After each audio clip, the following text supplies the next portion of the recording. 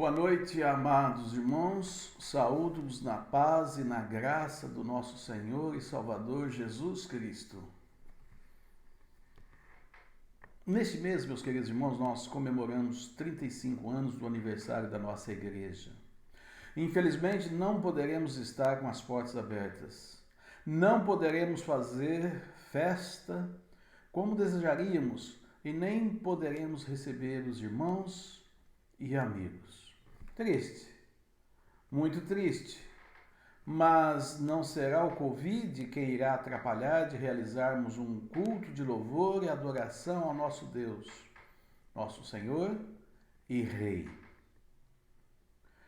Falando, irmãos, em igreja, no Velho Testamento os profetas tinham muitas dificuldades de entender e compreender como seria o Evangelho e a Igreja de Cristo, o que chamavam de mistério. O apóstolo Paulo, em suas cartas, esclarece que este mistério, o Evangelho, foi revelado a nós no tempo da graça e cabe à Igreja propagar e anunciar as boas novas de Cristo às pessoas. Conforme 2 Coríntios capítulo 4, versículos 1 e 3, Paulo diz: Por isso, tendo este ministério, segundo a misericórdia que nos foi feita, não desfalecemos. Mas se ainda o nosso evangelho está encoberto, para os que se perdem, está encoberto. Meus irmãos, infelizmente, muitos cristãos, ou até mesmo membros da nossa igreja e de outras igrejas, não compreendem o ministério da igreja da forma como o Senhor Jesus a idealizou. Para alguns, a igreja é como um quebra-cabeça. Conseguem ver apenas uma parte de um todo e não conseguem desvendar o todo. O autor do poema Os Cegos e o Elefante, John J. Sachs, diz como em muitas situações vemos somente uma pequena parte do quadro inteiro. Foi pedido a 6 cegos que descrevessem um elefante ao tocarem no animal. O primeiro cego tocou no rabo do elefante e disse: um elefante é como uma corda. O segundo cego tocou em um dos lados do corpo e disse: um elefante é como um muro.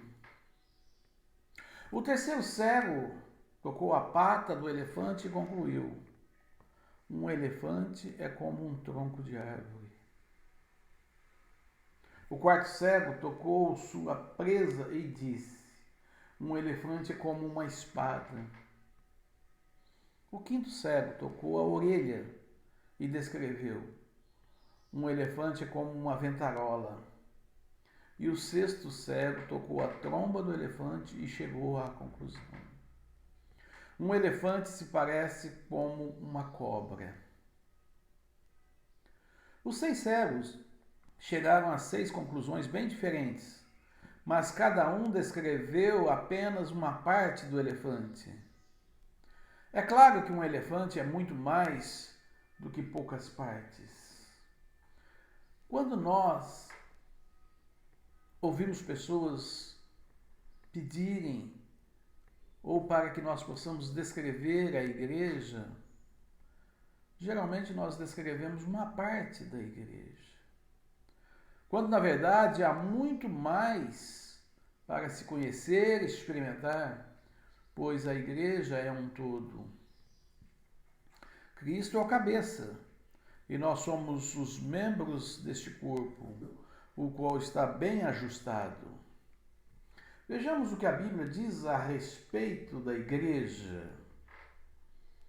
Conforme a palavra de Deus, meus amados irmãos, a igreja não é um edifício ou um prédio de 4 paredes, mas sim a igreja somos nós, os salvos, os regenerados e lavados pelo sangue de Cristo, o qual Cristo é o cabeça da igreja e nós fazemos parte deste corpo.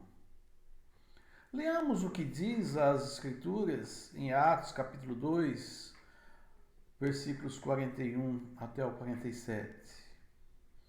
De sorte que foram batizados que de bom grado receberam a sua palavra. E naquele dia agregaram-se quase 3.000 almas. E perseveravam na doutrina dos apóstolos, e na comunhão, e no partir do pão, e nas orações. E em toda a alma havia temor, e muitas maravilhas e sinais se faziam pelos apóstolos. E todos os que criam estavam juntos e tinham tudo em comum.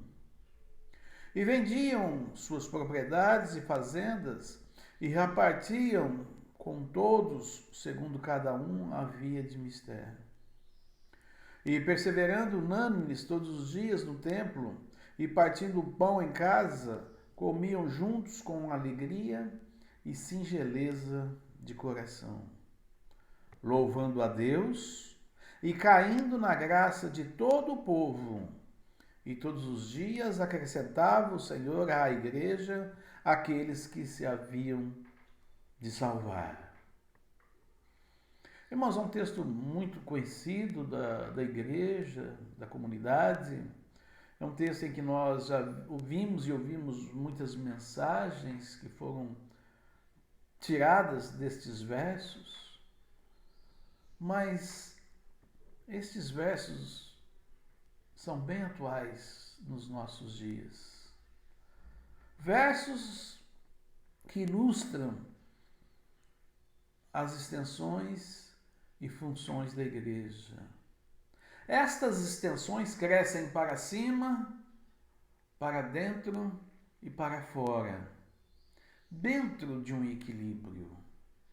Vamos esclarecer que há a igreja ideal e há a igreja real.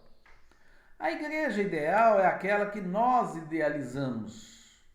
Igreja sem problemas, igreja que nós almejamos, igreja a qual tudo transcorre perfeitamente. E há a igreja real, aquela que nós fazemos parte. Igreja com alguns problemas, igreja com falhas, igreja com defeitos.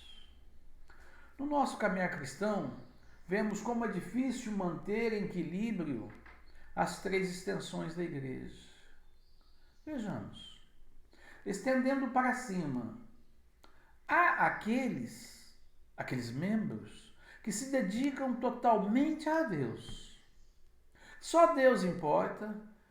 Estes não têm desejo de reunir-se com outras pessoas. Há uma verdadeira ênfase nas coisas celestiais. Mas, infelizmente, não se preocupam com a necessidade do próximo e não buscam ter comunhão com os demais irmãos.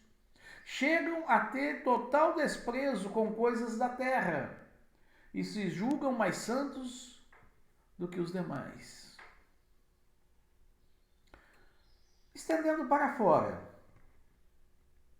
aquele que é trabalhador nunca para, compartilha o evangelho com as pessoas, são capacitados e têm total desprendimento à causa.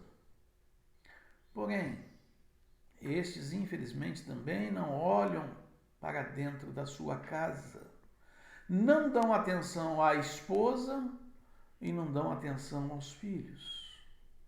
O evangelho, em vez de ser bênção, torna-se uma tarefa árdua, difícil, exaustiva. E isso, quando ocorre, as pessoas ou aqueles que assim entendem acabam sucumbindo. Estendendo interiormente para dentro. Aqui encontramos alegria, comunhão e diversão. Quase não há tempo para as coisas sérias. A igreja se torna um clube social. Qualquer divertimento terreno terreno, uma hora termina. Se não nos baseamos em algo importante. Esse tipo de vida cristã é superficial, é artificial, não tem base, não tem sustentação. As primeiras dificuldades e lutas que surgem, infelizmente também, esses acabam sucumbindo. Como, meus queridos irmãos, através do texto que nós lemos e da Bíblia toda, possamos fazer corretamente. E devemos fazer para cima, devemos fazer para dentro e devemos fazer para fora. O texto aqui que nós lemos diz: e perseveravam para cima e para dentro. Comunhão para dentro e para fora. Partir do pão para dentro e para fora. Nas orações, para dentro e para cima e para fora. Em toda a alma, para dentro e para fora. Muitas maravilhas e sinais se faziam pelos apóstolos, para cima e para fora e para dentro. Todos os que criam estavam juntos, para dentro e para fora. Tinham tudo em comum, para dentro e para fora. Vendiam as suas propriedades e fazendas, repartiam com todos, para dentro, para fora. E perseveravam unânimes todos os dias no templo, para dentro, para cima e para fora. E partindo o pão em casa, comiam juntos com alegria e singeleza de coração, para cima, para dentro e para fora, louvando a Deus, para cima e para dentro, e caindo na graça de todo o povo, para dentro e para fora. E todos os dias acrescentava o Senhor à igreja aqueles que se haviam de se salvar, para cima, para dentro e para fora. Vejam, irmãos, que a palavra de Deus nos traz o equilíbrio. É bem verdade que nós gostamos de estarmos para dentro, louvando ao Senhor, glorificando ao Senhor, servindo ao Senhor. Para fora, nós queremos ter comunhão com os irmãos, estar reunidos com os irmãos, e como, meus queridos, está fazendo falta estarmos aqui. Como é triste olharmos os bancos da igreja vazios. Como é triste, como nos traz saudade relembrarmos dos irmãos e não poder vê-los, não poder abraçá-los, não poder ter esse momento de comunhão e intimidade. E só temos notícia dos irmãos através do telefone, do zap. E gostaríamos de saber muito mais dos irmãos, compartilhar com os irmãos. Para cima. Porque quando nós estamos aqui no templo, nós também podemos louvar e glorificar o nosso Deus juntos. Quando nós estamos louvando, cantando, os nossos pensamentos, as nossas mentes chegam até o trono de graça. Quando nós prestamos um culto de louvor e adoração ao Deus, nosso Senhor e Salvador. Portanto, meus amados irmãos, tudo faz e converge para que nós tenhamos uma igreja real e uma igreja ideal. Buscamos servir ao nosso Deus todos juntos. Meus queridos, nós usamos a Bíblia como a nossa única regra de fé e prática no trabalho e louvor a Deus. E assim, todos os dias nós devemos estar fazendo com que sejamos e louvamos ao Senhor para cima, prestando cultos de adoração, praticamos a mordomia. Para dentro, quando participamos em comunhão, liderança, treinamento, ensino e pregação. Para fora, testemunhando a vizinhos, amigos e pessoas que Deus nos salvou em Cristo Jesus, que Deus agora deseja que nós venhamos a falar e anunciar o Evangelho a outras pessoas, e como Paulo disse, não fazemos para vergonha nossa. Desta forma, estamos colaborando para o crescimento espiritual de uns para com os outros, dando um bom testemunho cristão e não tendo do que se envergonhar. Meus irmãos, pensemos um pouquinho em relação à necessidade que um irmão faz ao outro. Primeiramente, devemos lembrar que, se somos cristãos, se somos salvos, é porque alguém falou para nós do Senhor Jesus Cristo. Alguém nos levou aos pés do Senhor Jesus Cristo. E, portanto, a comunhão é muito importante para que a gente, nos momentos de lutas, nos momentos de dificuldades, também possamos transpor essas dificuldades. Que o bom Deus nos fortaleça dia a dia. Que as portas do templo, hoje fechadas, em virtude desta pandemia, não nos seja para desânimo, mas sim como desafio e encorajamento de que quando este mal passar, nós iremos glorificar ao nosso Deus aqui no templo.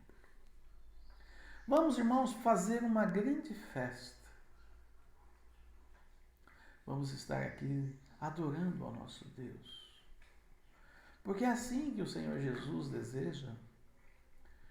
Desde os primórdios, no Velho Testamento, também na igreja primitiva, nós vemos que o Senhor se agrada do nosso louvor, se agrada da nossa adoração e Ele assim deseja. Se não fosse, Ele não teria ordenado que Moisés construísse o tabernáculo, não teria ordenado que Salomão construísse o templo, não teria por várias vezes reedificado esse templo que fora destruído pelos inimigos. E na igreja primitiva nós vemos que no começo as pessoas se reuniam nos seus lares e após o crescimento havia a necessidade de se ter um local maior para que a igreja se reunisse.